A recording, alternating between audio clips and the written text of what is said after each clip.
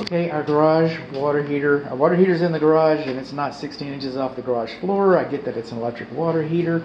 It doesn't have an open flame, but it does create sparks, and it's not higher than 16 inches from the lowest spot of the garage floor.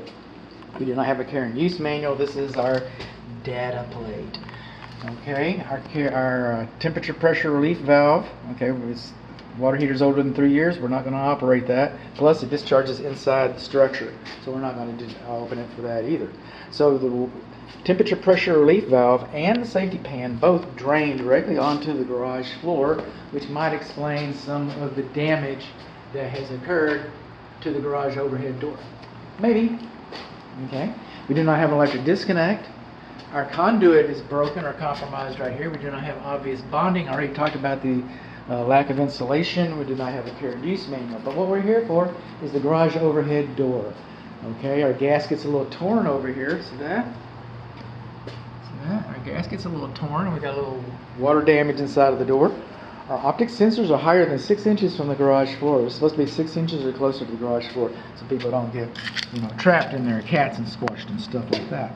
So we got over here, we got staples, but those staples are not insulated. Non-insulated staples can grab that insulation and pinch it and cause it to malfunction. Okay. We do not have spring tension notices on the inside corners of our doors. We do not have a pull handle inside of our door, and we do not have a safety notice on our door. And over here is our data plate.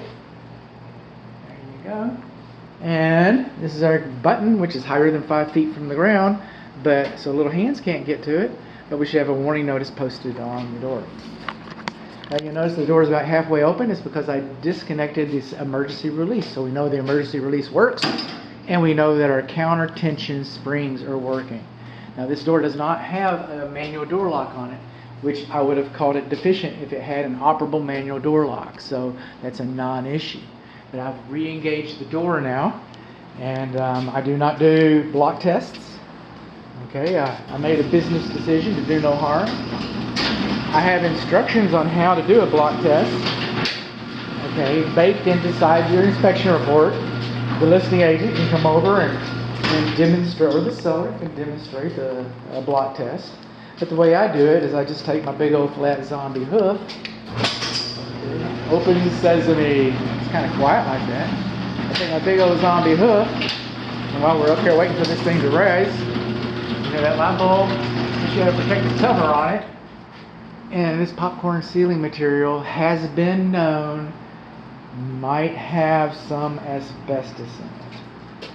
Okay, I'm not saying that it does or it has to, but it might be there. Okay. And I was reaching around in my pocket, but that's okay. So we come over here, I push the magic button, close sesame. I take my big old flat zombie hoof over here, and I go, I break the beam like a dancing fool.